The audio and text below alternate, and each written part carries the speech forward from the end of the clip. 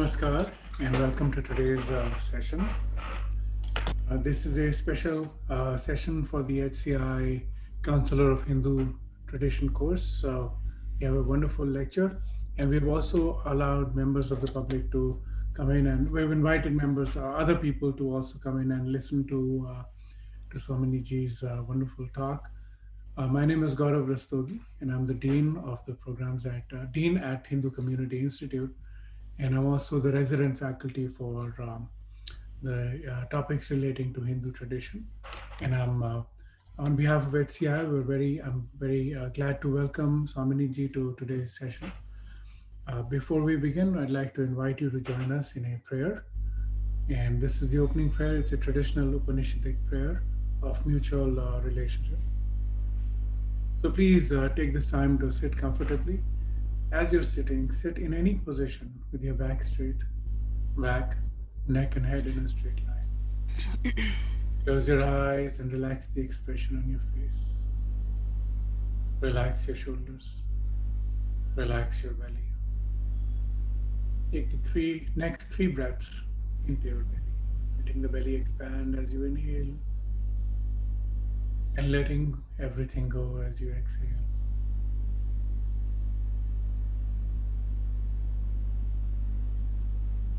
Letting everything go and settling down into today's session.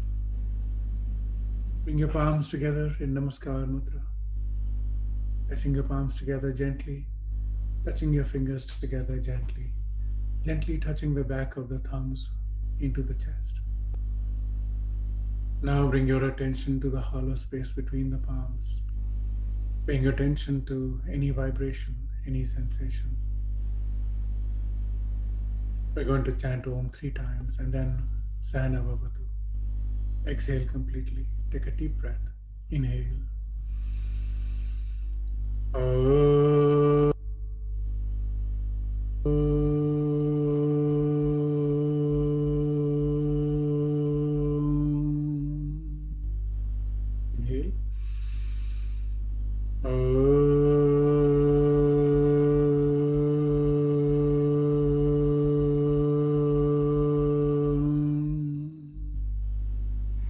Inhale.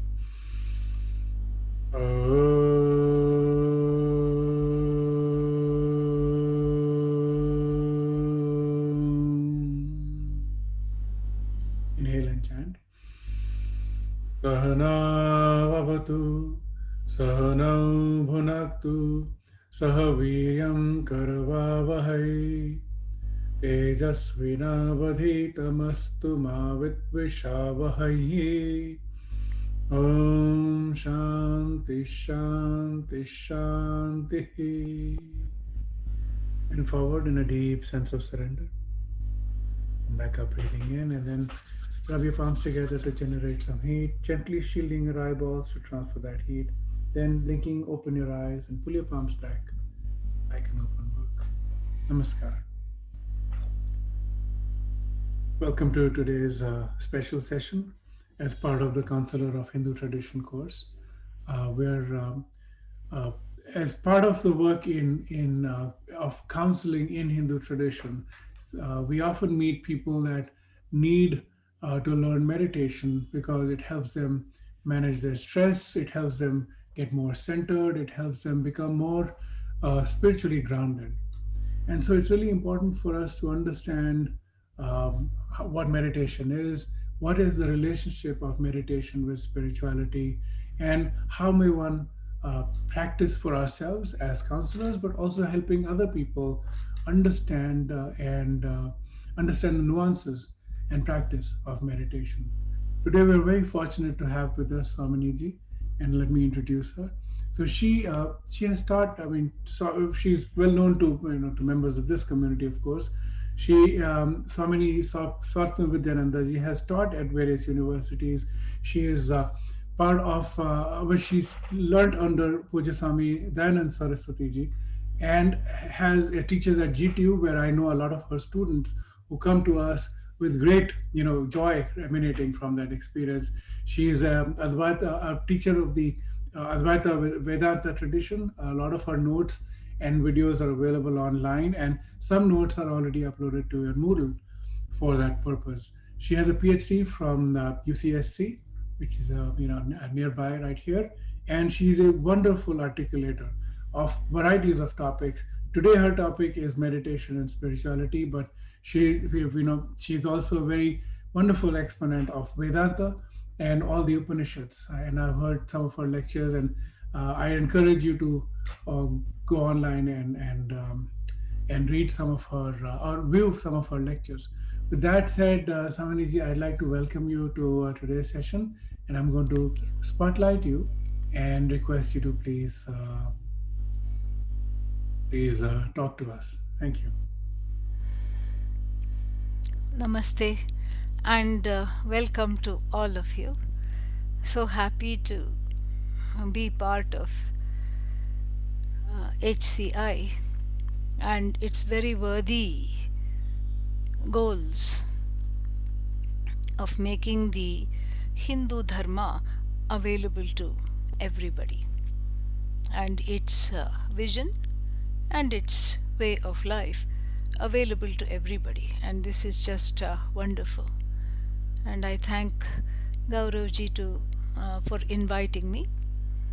Last time we were all able to be together, but now we are together in a different way, but still it is it is in keeping with the times. This is what is possible, and in a way it is even more intimate, I think, because if this 1 year has taught us anything, it is learning to be comfortable with ourselves, learning to be comfortable in our own skin, and learning to be less and less dependent on things from outside to keep us entertained, to keep us in a good mood, and to uh, power us up.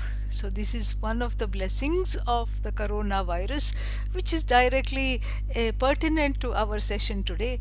That's why I keep calling it the Karuna virus, the virus of compassion, because it has helped us to do the impossible, which all the sages and saints from time immemorial, the message of the Upanishad, the message of the saints in all traditions, go within, go within, go within, which could not be accomplished. Now in 1 year, this Karuna virus, which is a very interesting avatara of Bhagavan, has helped us to achieve.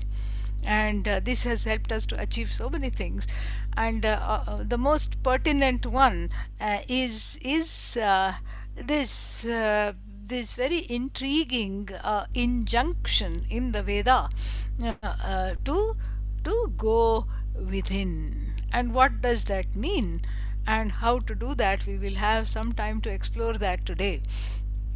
Um, I really liked Gauravji's introduction to this session, where he said that that as chaplains, as people who are helping everybody um, to focus and to face different aspects in their life, we will come across situations where we have to help people to go within. Now, that is what is called meditation. And it, even though by no means it is unique to the Hindu tradition, the Hindu tradition has something very, very unique to offer in terms of what this meditation is all about. We'll have a chance to explore that. Now, the injunction to go within and meditation in general, it cannot be taught unless we are practicing it ourselves. This is also something Gauravji also talked about, and this is very important because it's just like therapy. You cannot become a therapist just by reading books. You read what is that, Freud, you read Carl Jung, you read some of the other modern people. psychologist, psychiatrist, and then you see your first, you put your shingle, hang your shingle, and you see your first patient. Not possible. That's why, no matter in which state, one of the requirements to graduate into becoming a counselor, or and to becoming a psychotherapist of any kind, is to undergo therapy yourself. Yes, you can read all about transference, you can read all about projections, but unless you have a chance to experience that and work on it yourself, then it is not, it is of no use. So therefore, therefore today's session will have a component on where we actually meditate for some time. So that will be about half of the session, and the other half will be explaining what this is all about, especially from the standpoint of the Hindu dharma. Now, in other so having said this, let us launch into the talk itself. So in many traditions, as I said, meditation is there, and then even in the Hindu dharma it is there. But the main thing separating acts of meditation and the theory of meditation from other traditions and the Hindu dharma is the fact that in the Hindu tradition the meditation is extremely, in fact solely, God centric. This is something Ishvara centric. And I say that because the definition of meditation in the Shastra itself is this: Saguna Brahma Vishaye Manasa Vyaparaha. I'm going to write this and then I'll translate this also. I'll write it in the chat pod so you can look at it. Okay? Saguna Brahma Vishaye Manasa Vyaparaha. Vyapara. So, Vyapara means activity. Manasa Vyapara means mental activity. So, meditation is mental activity. Okay. Mental activity means I could be daydreaming, correct? I could be daydreaming or thinking that I'm going to win the lottery, or I could be cursing somebody. That is also kind of a mental activity, saying, I don't, why did this person do this to me, I don't like this person, etc. So therefore it is not just mental activity. The mental activity vishaye means the subject matter for which, the topic of for which is what? Sagunam Brahma. Sagunam Brahma means Bhagavan, Brahman, which is as though endowed with attributes. And what kind of attributes? The attributes means power, Maya Shakti. And so Brahman endowed with the power to project the universe, the power to sustain this universe, and the power to take back, to resolve the universe, and the power to control to be manifest as the laws of the universe, and the Niyanta, the controller of everything. This is what is Sagunam Brahma. And from the standpoint of the individual, this Bhagavan, this Ishvara, this Sagunam Brahma is so far away, not locally available. That's why the Upanishads always refer to Brahman as Tat, that, the preposition that, not this right here available.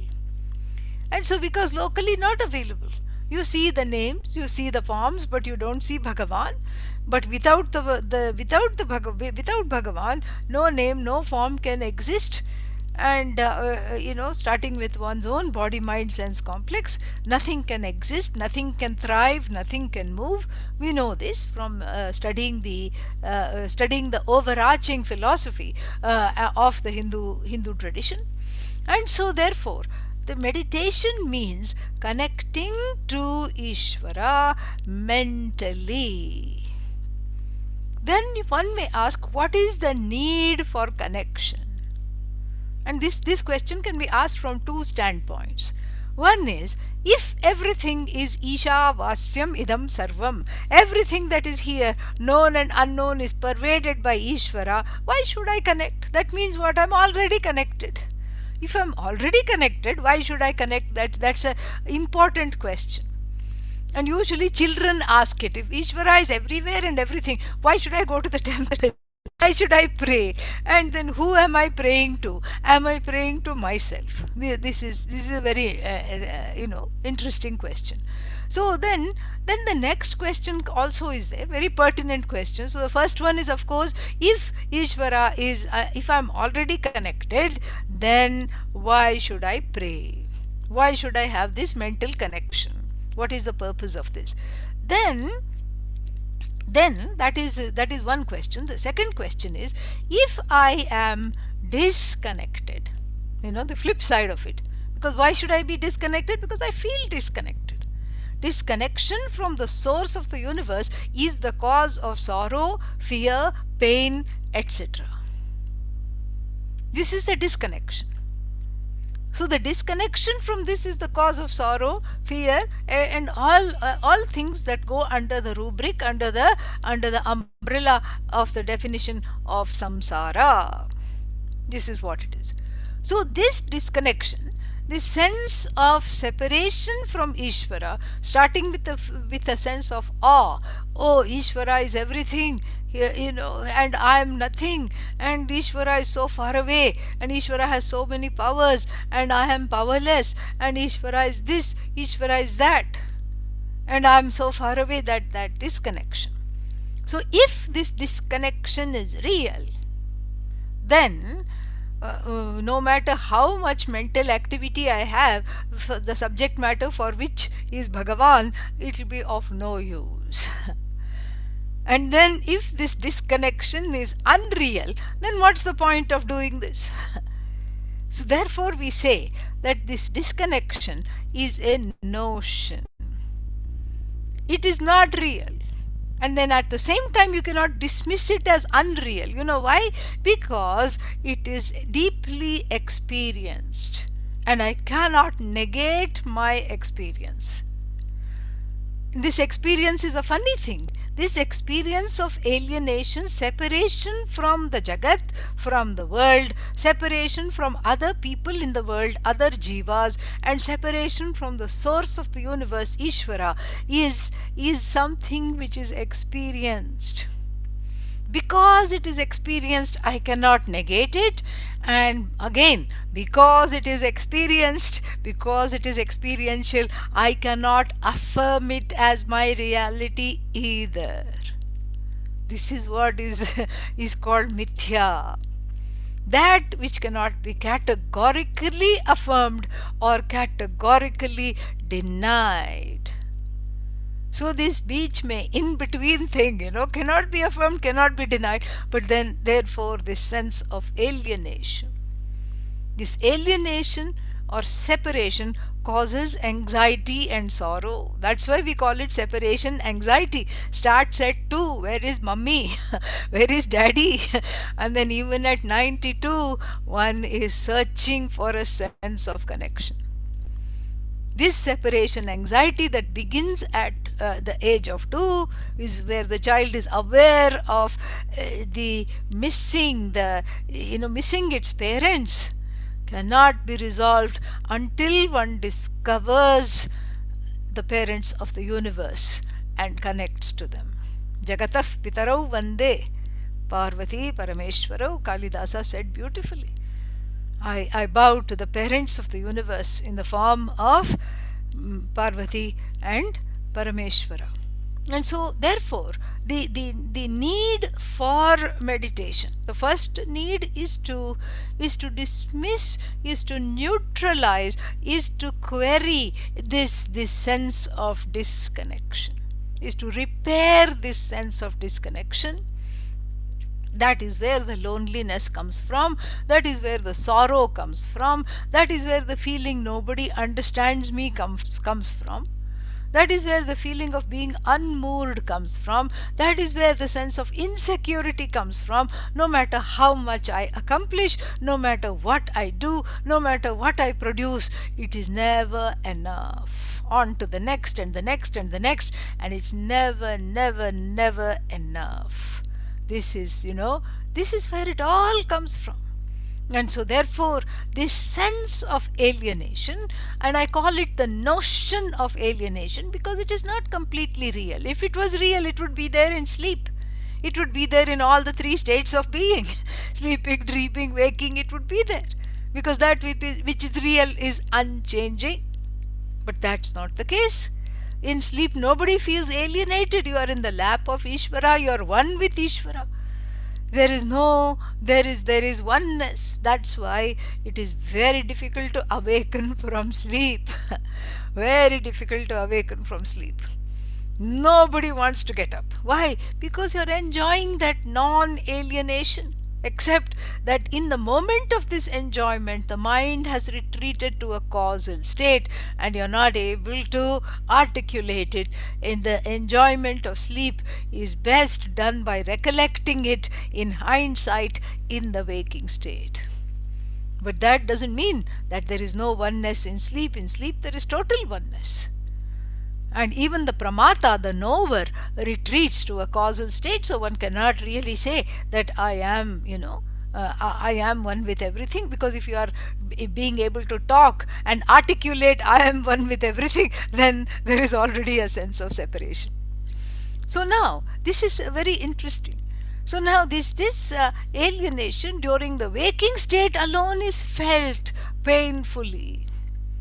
And therefore, the meditation is a way to do this U-turn, pun intended. You have to turn back to yourself, and it's a turning from focusing on anatma, not I. Because everything that you can objectify, not I, not I, not I, not I. So, where is this I? Again, not locally available. This body is I, yes, but I am much more than the body. The mind is, of course, I. The I envelops the mind, but it transcends the mind.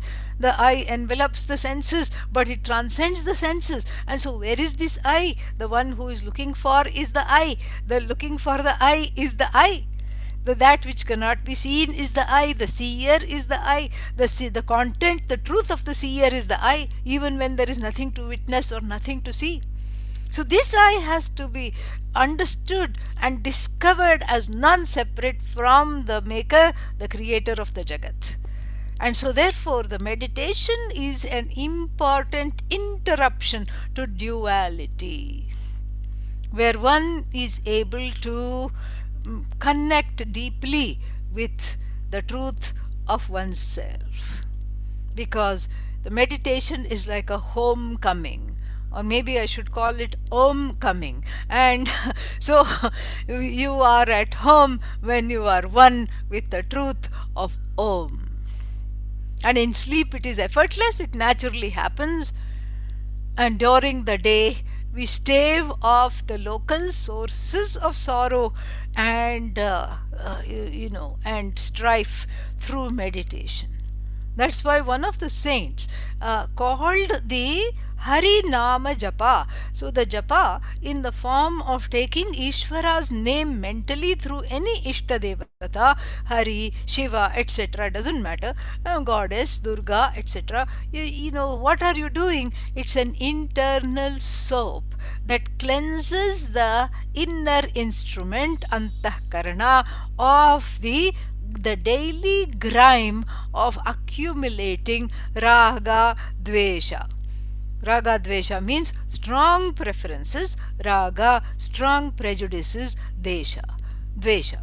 And when those preferences and prejudices one is not able to fulfill, i.e., when one is not able to keep at bay the things that one doesn't want, and one is not able to get what one wants, anger comes, krodha comes, delusion comes, avarice comes, and all these things, they just build up on one another, and before you know it, the person is a total mess.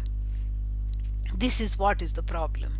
And so therefore shaucha, which is an important, shaucha means cleanliness, which is an important value in Yoga Shastra and in the Bhagavad Gita and in the Upanishads also. This is a twofold shaucha. For the body we have soap.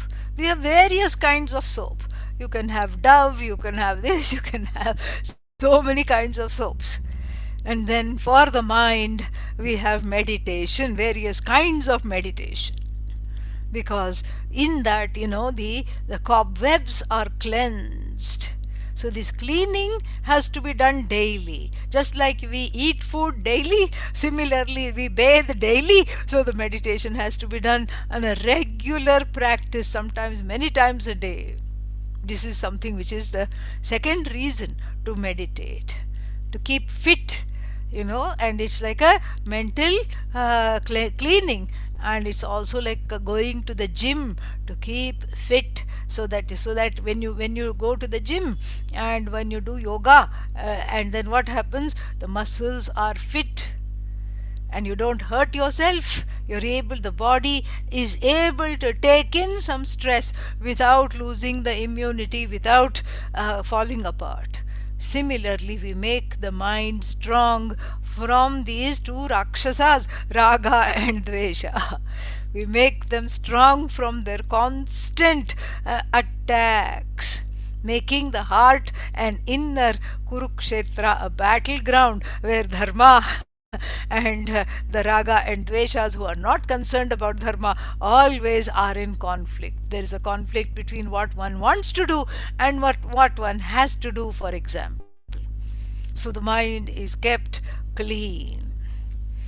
The third reason meditation becomes, the third reason to meditate is so that one can bring oneself to the present. The present is a place. The present is a real present because it's a gift. It's a place where sorrow cannot exist. And I'll show you how presently. Because when you recall, you see, the thing is, when does one become sad or anxious? One becomes sad in recalling some omissions and commissions of oneself, or omissions and commissions of others towards oneself. Isn't that correct? Yeah, you become sad thinking, what did that other person do to me?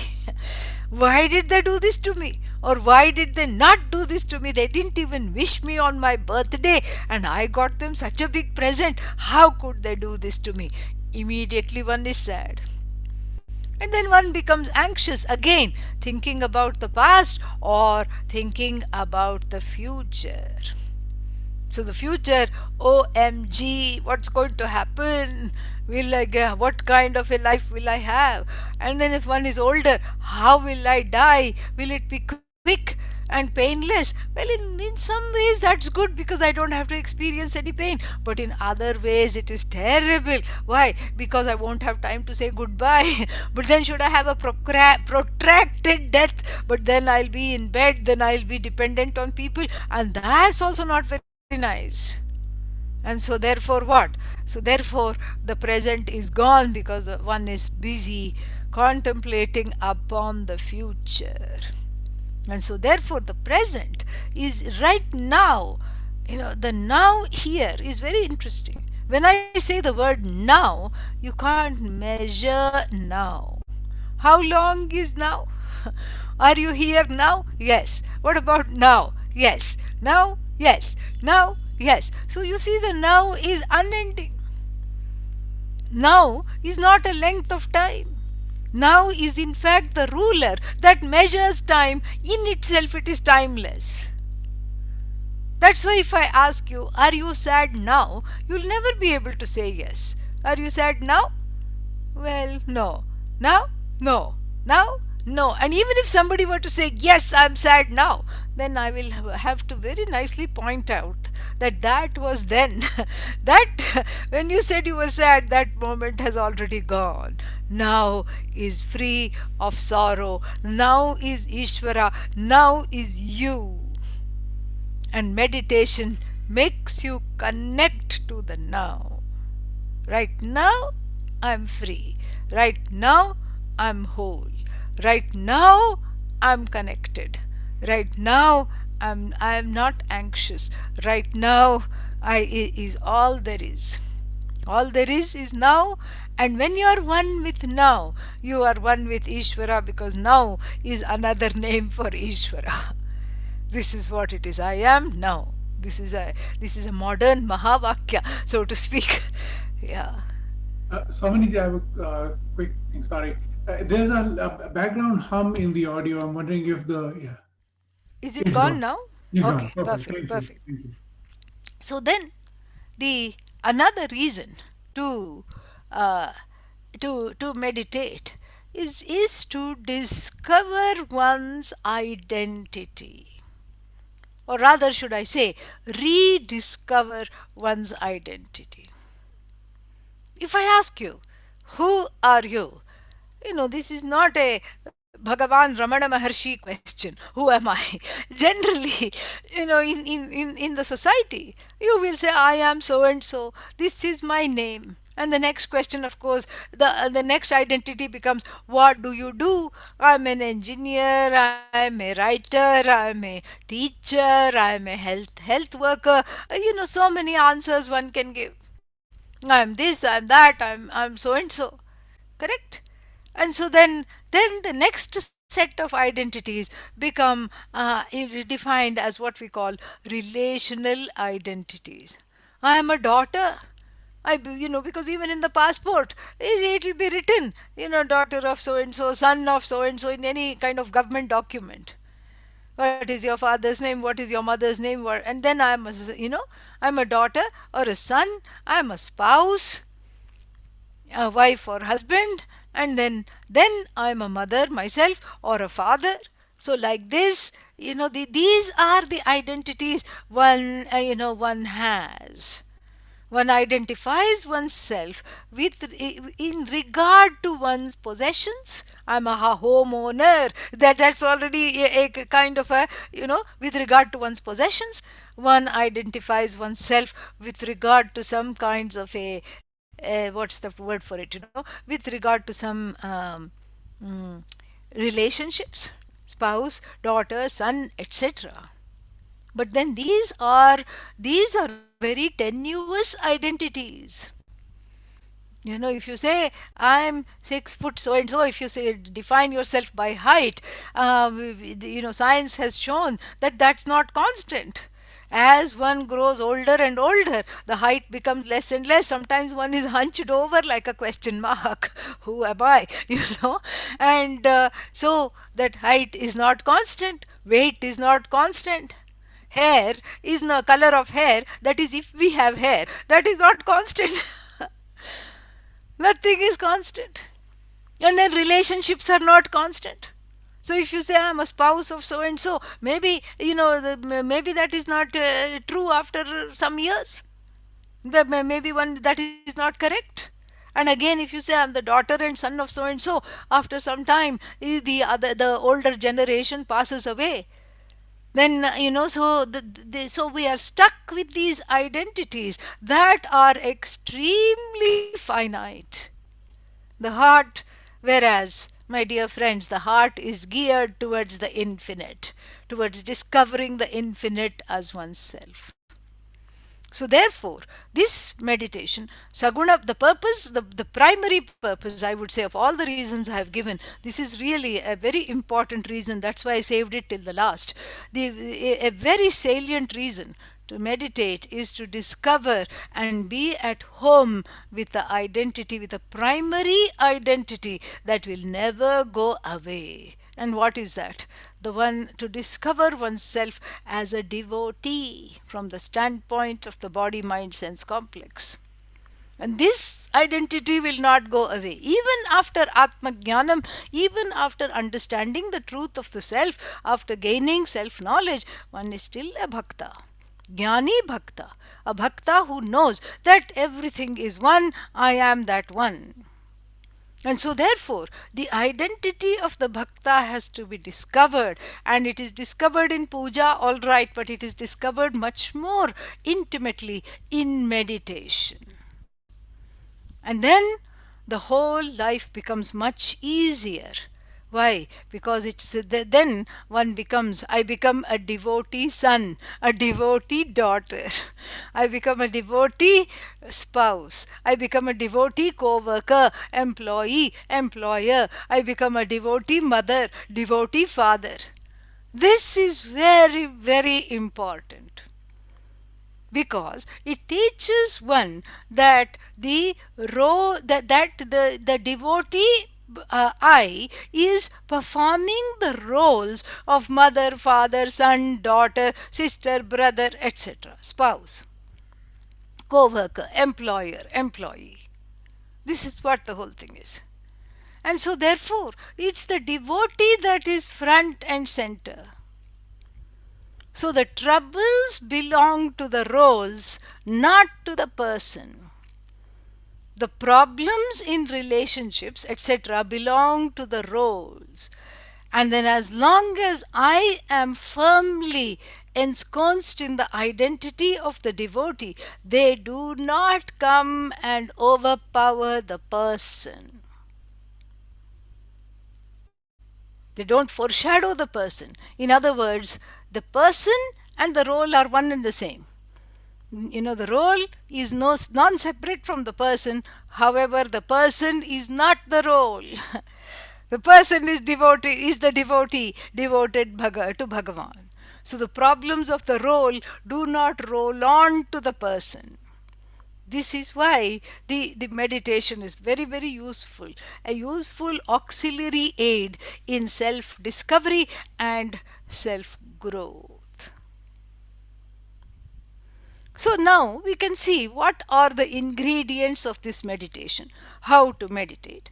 And this I'm just, and there are many forms of meditation in the Hindu Dharma, but I'm going to just take some of the what should I say, pointers given at the end of the fifth chapter and the beginning of the sixth chapter of the Bhagavad Gita. So, what does Lord Krishna say? Lord Krishna says that first of all, he gives an instruction to Arjuna that this, whatever I have said, he says up till now, that it is important to have a say over the ways of the mind. And Arjuna is immediately dejected. Arjuna says, "What have you done to me? If you had asked me to grab a fistful of air and bring it to you, I would have considered that an easier job rather than grab the ways, grab the mind." And Lord Krishna very gently says, this is not about mind control. Just like it's not about anger control. What is the word we use? Anger management. So, mind management. The art of minding the mind. Instead of saying, never mind, when the anger comes. Instead of coming under its spell, I am in the driver's seat. The mind is a blessing. It helps me to think. It helps me to navigate life. It helps me to infer. It helps me to conclude. It helps me to pick the right thing in life. So the mind is a privilege. And I'm not going to turn it into a slave of these recalcitrant and hard to manage raga and dvesha. So this is what is the teaching in the Bhagavad Gita. And so to meditate, the body has to cooperate. And so the meditation starts with the body, taking on the posture, as Gauravji mentioned right in the beginning. The head, neck and line are the head, neck and back are in a single line. Samam kaya shiro grivam Dharayannachalam sthirah. Kaya, body, griva, neck, and shira, head, are in a samam, single line. And then this posture is held unchangingly for the duration of the meditation. Then what? Samprekshya nasikagram swam dishashchanavalokayan. The eyes are softly closed, as we practiced in the beginning. And then what? And then the gaze is as though directed towards the tip of one's own nose. Meaning the eyeballs are not restless behind the closed eyes. And then, pranapanau samau kritva. We begin with stabilizing the breath. taking some breaths, not even deep breaths, just a normal breathing pattern, but you make the inhalations as long as the exhalations, so that there is something to pay attention to, so that the mind naturally becomes calm and quiet. This is a very important thing. Then we have a very intriguing, before the japa. Then we start the japa, of course, but before the japa, we have a very intriguing, what's its name? Injunction. Sparshan bahyan bahihi kritva. Lord Krishna, up till now, who was making sense, suddenly seems to stop making sense when he says, keep the external world external. Arre, why is it called external world? Because it is outside of me, correct? Then how can I keep what is already external outside? This is very, very interesting, because all this, what is that, Freud and especially Carl Jung was so deeply influenced by Indian, Hindu spirituality. He acknowledges that this all came from Bhagavad Gita, because the mind has residues. We talked about this earlier, which the meditation cleans. And ironically, the mind has to be relatively cheerful and cleaned up in order to even be cleaned further. Very, very beautiful. Sparshan bahyan bahihi kritva.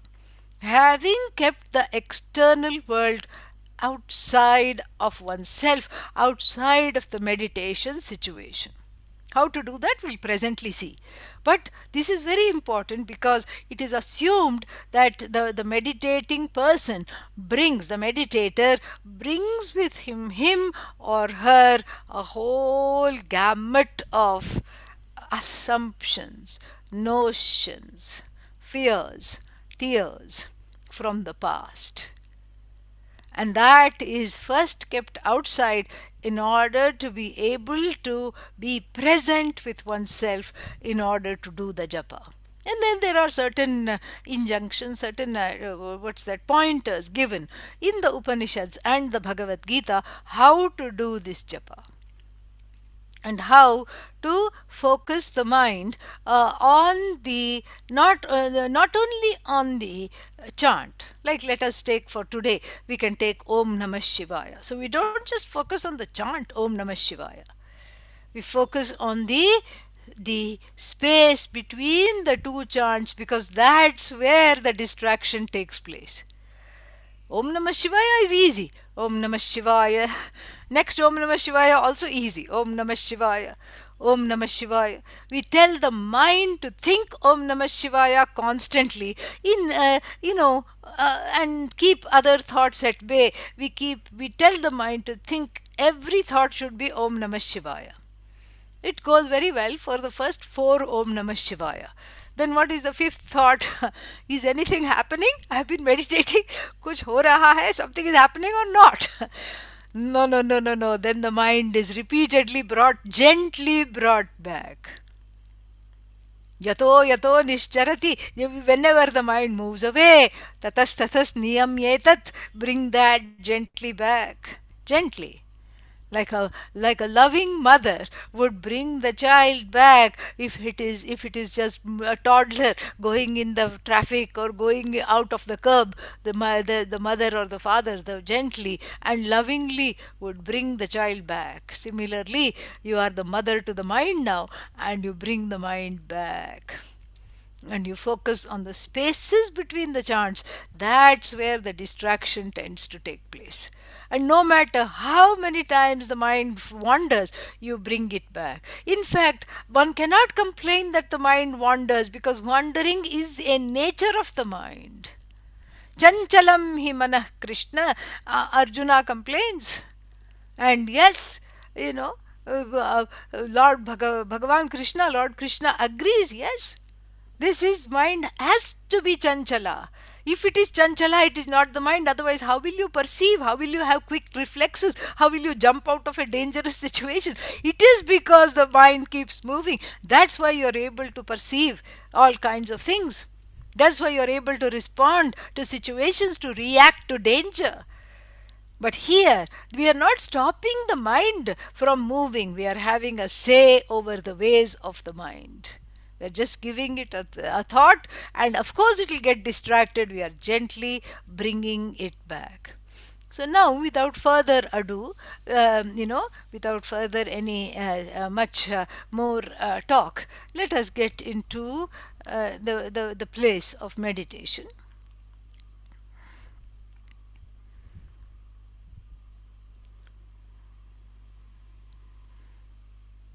Assuming the position, which I'm sure you're familiar with,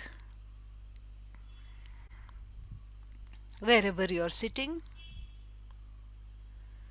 And if you don't need to lean against the back of the chair or the cushions, gently come forward, eyes softly closed.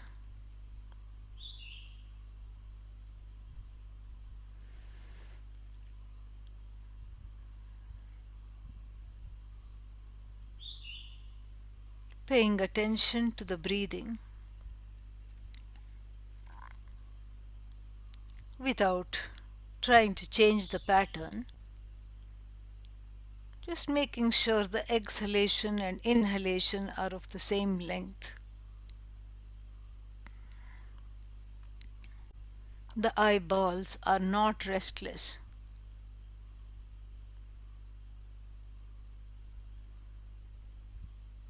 Focus towards the tip of the nose.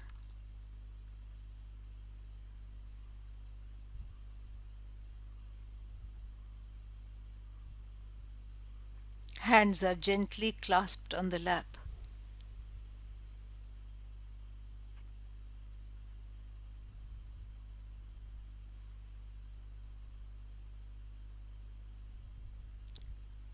Sparshan bahyan bahihi kritva. Keeping the outside world outside a very intriguing injunction.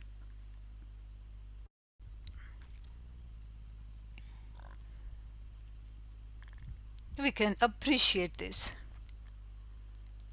when we can do some visualizations. I visualize a range of mountains.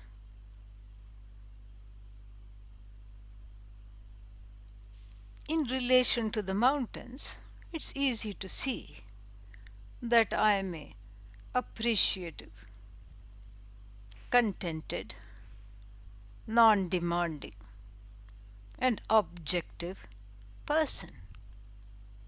What does this mean? I don't wish the mountains to be taller or the peaks to be of a different shape or size. However, the mountains are, they just bring me joy. Rather, they evoke the joy that is already I.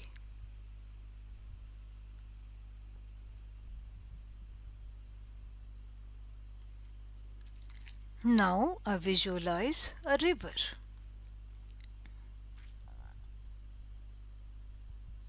Again, in relation to the river, I am an objective, non demanding, contented, and appreciative person. I don't wish the water to flow faster or slower, or for the river to be wider or narrower. In other words, I'm perfectly happy with how the river is. I have no agenda for the mountain or the river.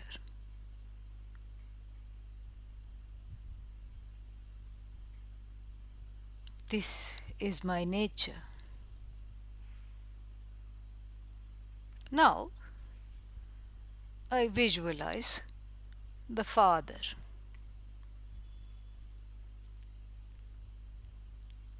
Immediately, one can see the difference between the Father and the river, for example.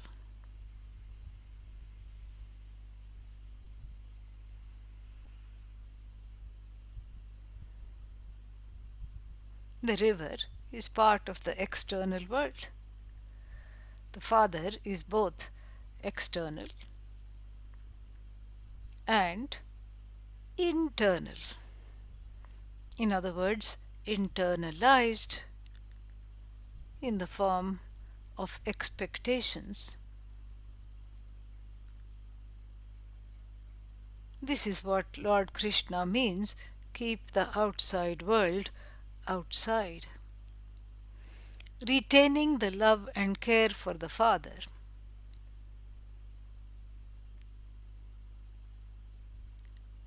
I just tell myself this is how Father was or is in my perception. The words in my perception are important because I acknowledge my subjectivity. This is how Father is. This is how Father was.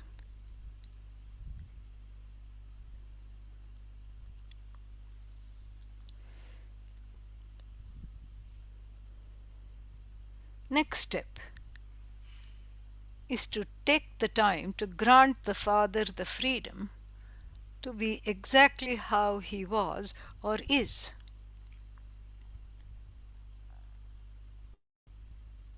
The extent to which one is able to do it is the extent to which one is free of carrying the burden of unmet expectations.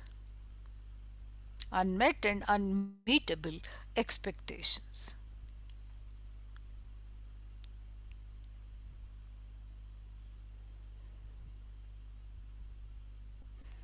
Mother.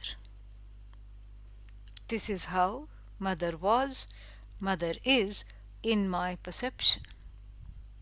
Retaining the loving and caring for the Mother, I take the time to grant her the freedom to be who she was, who she is. This is how Mother was, Mother is in my perception.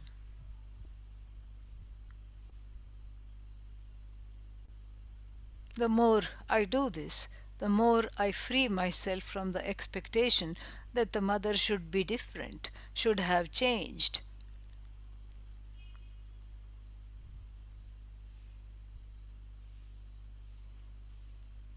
The more I'm able to do this, the more I'm in touch with the appreciative, non demanding, contented, and objective being, the truth of myself. Spouse. This is how the person is. Spouse, significant other, anybody in your life currently, children. Visualize the person. This is how person is. Take the time to grant the person the freedom to be who they are.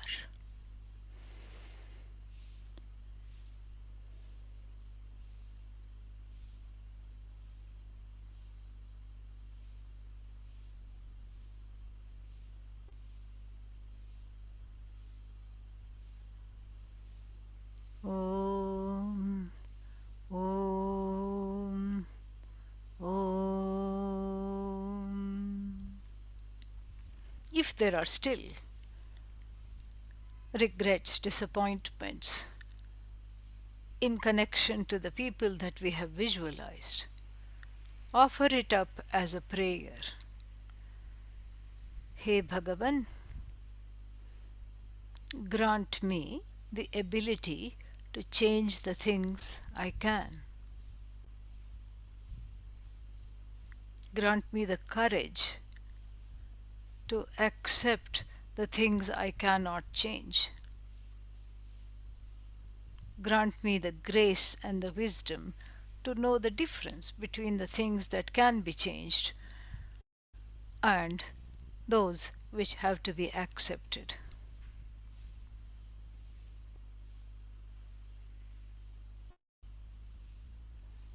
Next, I come to the body. Visualize the body as though it is seated in front of the full-length mirror. This is how the body is. Many things about the body that cannot be changed: height, general weight, color of skin, predilection to certain diseases, chronic ailments. This is how the body is. I grant it to be to be free, to be whatever it is right now in the moment. Astu eva, let it be what it is. Feel the relief. Let the stomach hang out. Don't have to suck it in. Let the shoulders relax without becoming earrings.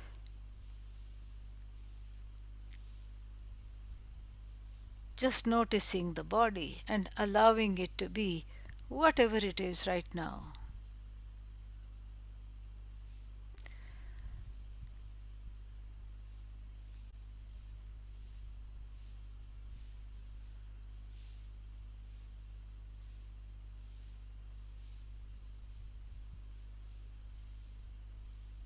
Now I move to watch the mind. Is it external to me or is it internal to me? Without shunning the thoughts or chasing after them, I just watch the thoughts, perched on the throne of the witness, Sakshin.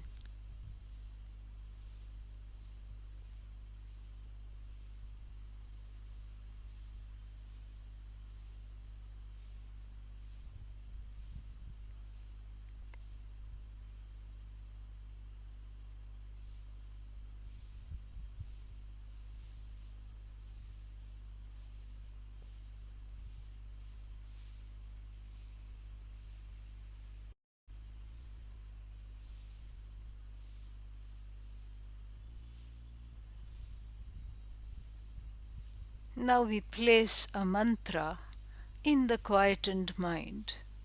For now we can just use Om Namah Shivaya. Om,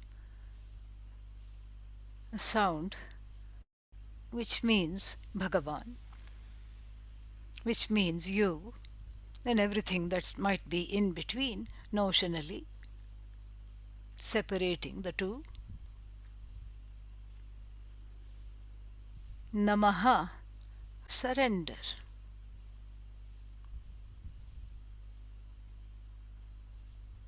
Shiva, that which is auspicious, free of papa punya, raga dvesha, which is the truth of myself. Shiva is the quintessential, appreciative, non demanding, impartial, objective being who is all Ananda. That is the truth of the Lord. That is the truth of myself. I connect to this truth in the form of an invocatory chant, invoking Bhagavan as the truth of myself, as Lord Shiva.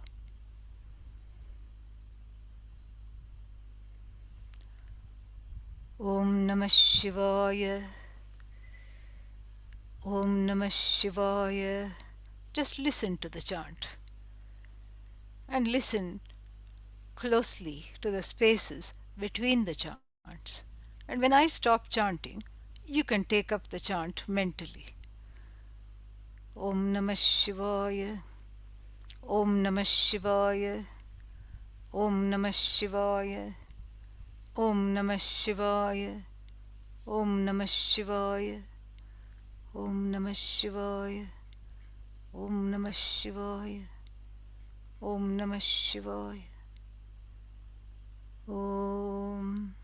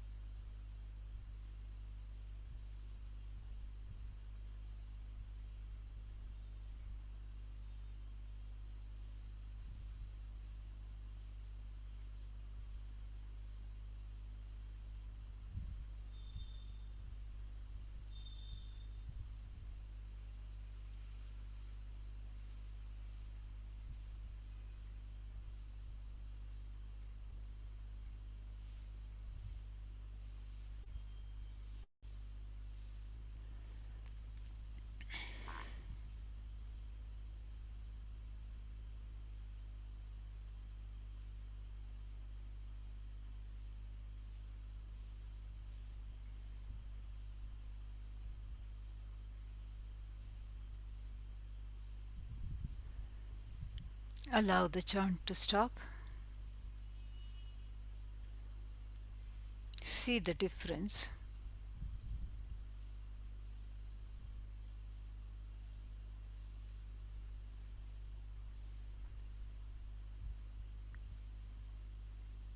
If you can sense it.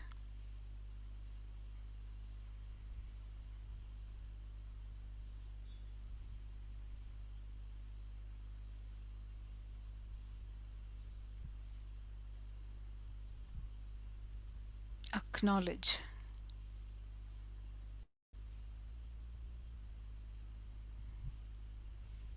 the non demanding, appreciative, objective, and contented person as I.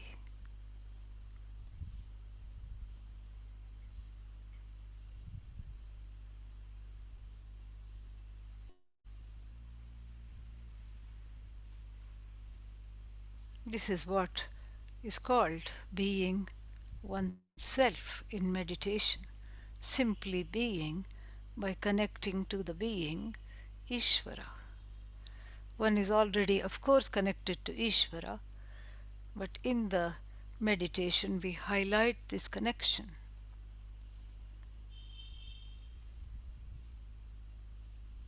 Being oneself is easy. Being oneself is effortless. And if you are comfortable with being yourself, you can acknowledge that. I am comfortable being myself. This means I don't need any comforting from outside.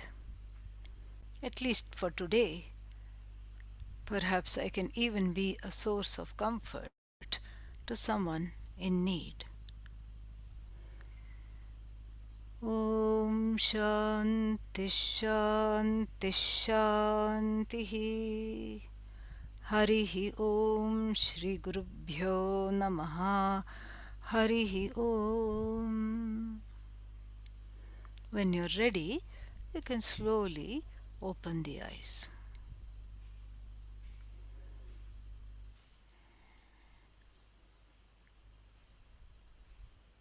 And I will hand this back to Gauravji. If there are any questions, you can let me know.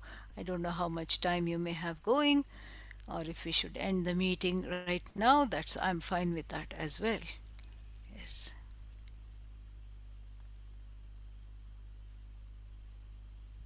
Thank you, Swaminiji.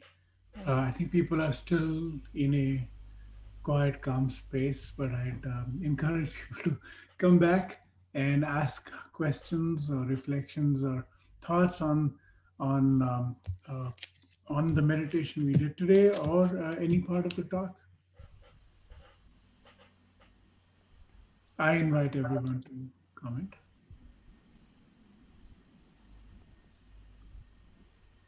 Yes, I have a question. Yes. Yeah, namaste, Arshaji. See, what I understood by meditation that you taught, the being is consciousness, right? Being is another form of consciousness. And when you are teaching us doing meditation, I was feeling quietness, but the rate of breathing was decreasing, in the depth of the breathing was decreasing. And I pressured little bit pressure at the back of my head initially, but then it went away when I tried to focus on the spaces. And then ultimately, when we finished, when you said that you don't chant anything, I was feeling like a floating, and it was just a quiet means where is I mean I cannot describe in word, but it was a feeling of satisfaction and quietness. Yeah, so that is all normal. And what is the question? Did you have a question? Yeah, that being is considered the Yeah. consciousness. Yeah. See, consciousness is you. Consciousness is Ishvara. The what we say the bheda, the difference between the two is upadhi vashat. Upadhi means there is no, there is no English translation. You can at most say upadhi. That's all. There is no translation. It's as though the nama rupa, which as though holds that consciousness. We can say. So it's consciousness is not trapped or held, but it pervades the body mind sense. It pervades your body mind sense complex. It is in fact you, and you are indwelling this body mind sense complex called this jiva body. And then the same consciousness from the standpoint of the universe, the equipped with the power to create and to project this universe and to take it back and to sustain it, etc., is called Ishvara. Ishvara is also Ishvaratvam is a upadhi, Jivatvam is a upadhi. And upadhi is mithya, it's an as though attribute of this consciousness, which is free of name, form, attributes. You have understood that correctly. Yeah. Mhm. And all the sensations during meditations, Gaudapadacharya, the grand guru of Adi Shankara, Adi Shankara's guru's guru, says that these are normal and let them be. One option, and some meditators, some meditations do this. They start going into the sensations, but then you can only get a certain amount of depth by going into the sensations. If you desist going into or going along with the sensations, whatever they may be, and instead focus on being watching the sensations, you go actually a lot deeper. Yeah. Yeah. Other questions? Yeah, I have one. This is Narayanan. It was Namaskar. a very, I mean, nice guided exercise that we went through, right? To migrate from a guided meditation to an unguided meditation, right? And that requires a different type of training of the mind, right? Because when, as a human being, when I close my eyes, since I don't see anybody else through using my, I mean, eyes, I'm Yeah. only looking at myself. So when you Yeah. asked us to assume several roles, father, Yeah. mother, and all those things, so I mostly I'm recollecting information from the past, Yes. Yes. right? Yeah. So how do you convert that into the now that you were alluding to in the meditation process? Yeah. Lord Krishna gives two words he uses. How to make that an actuality in the everyday. He uses abhyasena tu kaunteya vairagyena cha grihyate. The mind is grasped. The mind, you have a say over the ways of the mind by these twofold formula. One is abhyasa, repetition. So this is called an antaranga sadhana, an inward practice, which is what meditation is. So the more you practice, the more adept a meditator you become, the easier it is for you to confront the situations in life meditatively. So, from I as a jiva, as a person who is engaging in the act of meditation, I become meditative, where it's no longer an act or an effort. I become a meditative person, meaning even when the eyes are open and when the head, neck, and back are not in a straight line, and the eyes are not, not moving around, and the hands and legs are not moving around, even when I'm not in the posture, the my attitude is the one of a meditator. I'm meditative towards my relationships. I'm meditative and objective towards the things that I have to do. So the whole thing is that the meditation, when it's practiced repeatedly, seeps into the quote unquote non-meditative life, which we in the beginning it is very easy to cordon that off. In fact, it is advised. But then as we grow, as one grows into this practice, and as one grows emotionally and gains emotional maturity, then the whole world is Ishvara, and one is always engaged in an act of contemplation, prayer, meditation. So that is one thing. Then the second thing is Vairagya. Vairagya means objectivity. Dispassion, meaning I'm able to see things for what they are. And therefore constantly this offloading the mother and the father and other stowaways in the mind becomes very important. And this can be done silently, this can be done very, very silently. You can do it at office. You can take 2 minutes. If something is bothering you, go back to the primary caregivers, because that's where everything else builds up. The primary quote unquote caregivers. Okay, so then because of that, then there is all this other build up.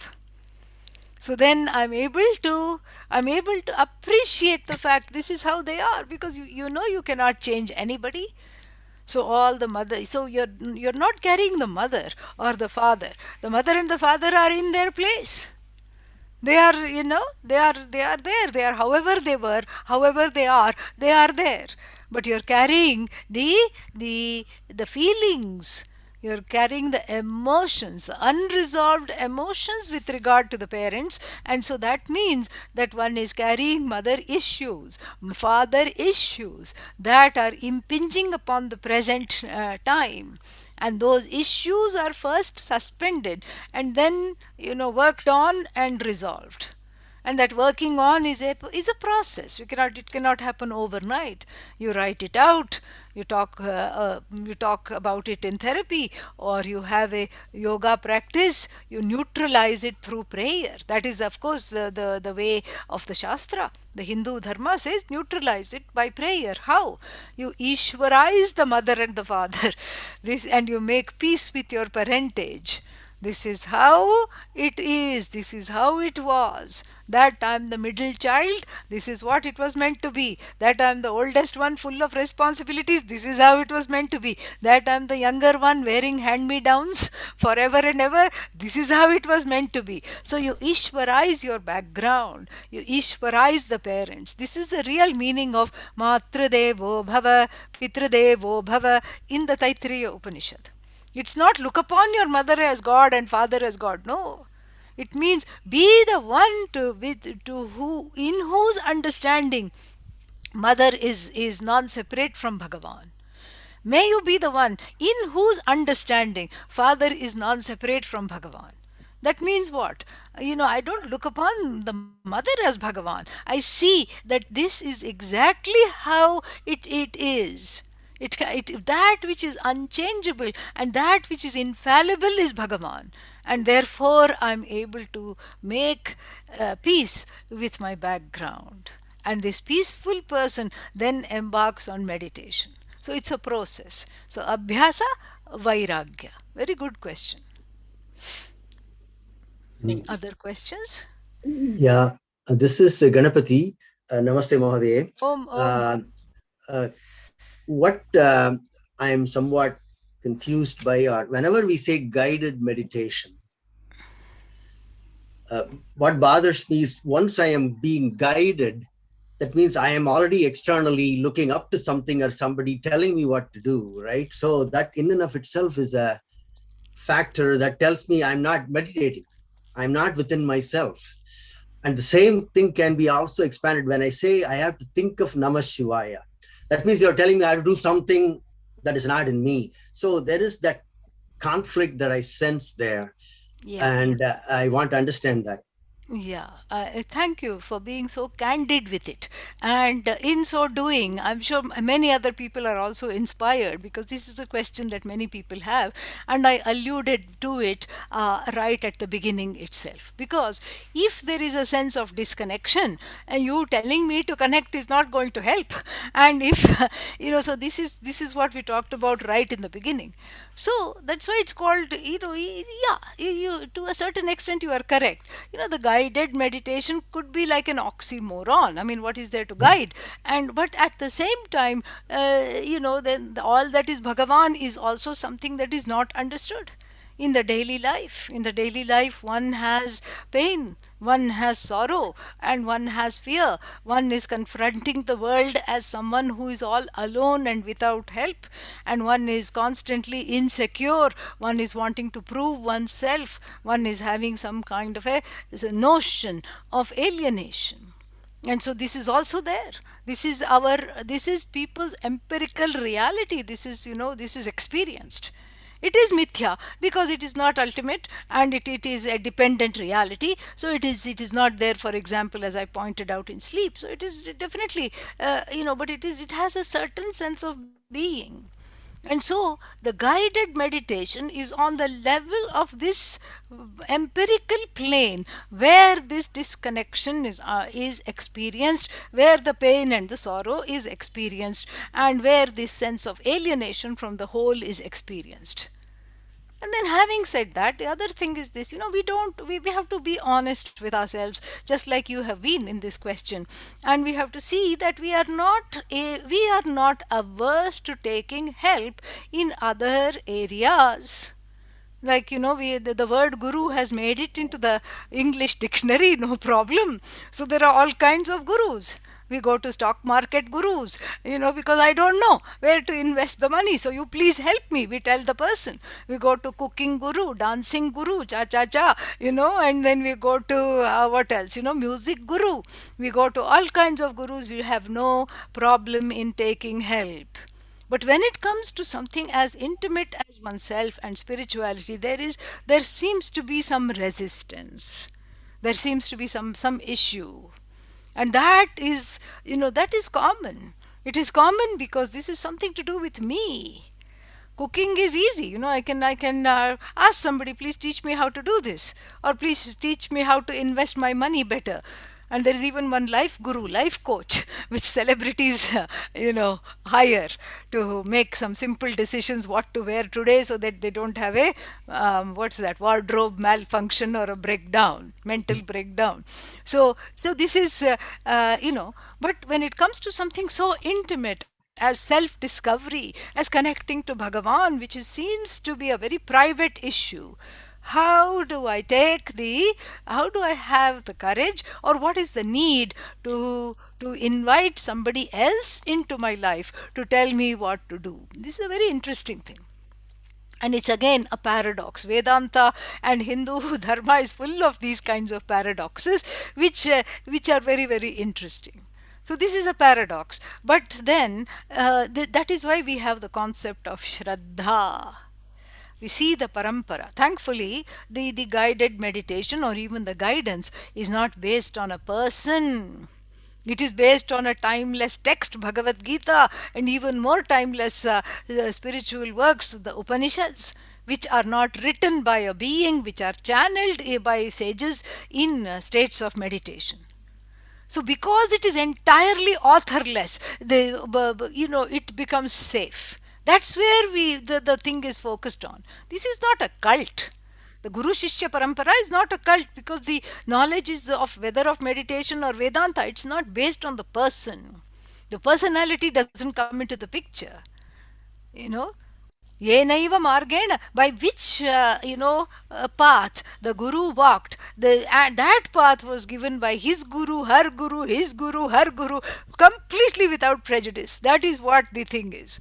So that's where we help ourselves to cultivate what is called Shraddha. Shraddha means it's not blind belief, it is trust pending understanding. Yes, all these sages and saints have crossed because of the teaching. Even Kabir, the saints like Kabir and Mirabai had gurus. They talk about that. And so if they have been able to be helped, perhaps I will also be helped by listening, by taking guidance. And so this is how we help ourselves to cultivate Shraddha. And as the Bhagavad Gita says, of all the qualities, a resolved mind, desire to study, all this, of all the qualities, Viveka, Vairagya, etc., Shraddhavan labhate jnanam. The one that is equipped with Shraddha gains this knowledge. This is the promise made by the Bhagavad Gita. Very, very beautiful promise. And then in the Sama Veda there is a very beautiful chant. Shraddhaya Shraddham Shraddhaya Ashraddham Stara. Cross the lack of Shraddha, cross the doubting mind by the bridge of Shraddha. This is very beautiful. Shraddhaya Ashraddham Stara. So the deliberate cultivation of this Shraddha, another not very easy word to translate, trust pending understanding. This is not a blind belief. You have to say I'm saved, and or you have to believe in something, and then after dying you will go to heaven and you will be one with Bhagavan. It's a non-verifiable belief. This is not a non-verifiable belief. It's a vision which is you already, and which has to be discovered after removing all the things, especially self-ignorance that doesn't belong. And so this is a verifiable belief, and it's a belief, therefore, pending understanding. So I cultivate the Shraddha to overcome the difficulties in meditating when I start questioning so many things, because I see that it is beneficial. So I am able to suspend the difficulties and love them up and integrate them. That is the idea.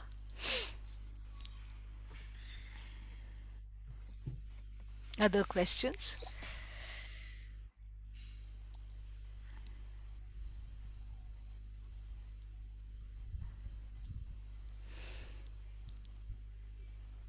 Any other questions or comments online? Wonderful. Swamiji, thank you very much for Thank joining you. us early in the morning from India. Really appreciate your flexibility with this. I'd Thank like you. to invite everyone to join us in closing prayers. Please sit comfortably. This is Sarve Bhavantu Sukhina. So please sit comfortably in any posture, sitting with the back straight but not stiff, back, neck, and head in a straight line. Close your eyes gently and relax the expression on the face. Relax your shoulders, relax your belly. Bring your palms together in Namaskar Mudra at the heart center. We're going to chant Om once and then the closing prayer Sarve Bhavantu Sukhina. Exhale completely. Take a deep breath. Inhale.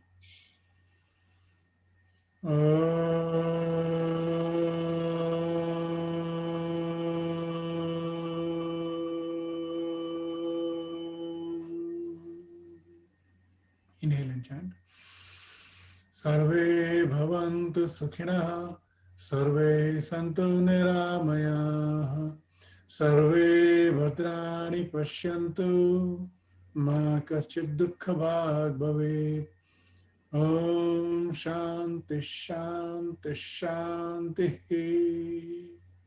Take your arms behind you, grab your right wrist with your left hand and breathing in stretch. Breathing out, bend forward in a deep sense of surrender. Come back up, breathing in, release your hands. Rub your palms together to generate some heat. Gently cup your eyeballs to transfer that heat. And then blinking, open your eyes and pull your palms back like an open book. Namaskar. Puja Swaminiji, thank you very much for Thank joining you. us. Thank you so Everybody else, much. namaskar, and Thank you we so will much. come back again at tomorrow at 1 o'clock. Thank you, Ji. Thank Thank you. Good night, thank everyone. you, everybody. Thank you. Thank you. Yes. Thank Yeah. you so much. Thank you. Wonderful discourse. I liked it. Thank you. Oh.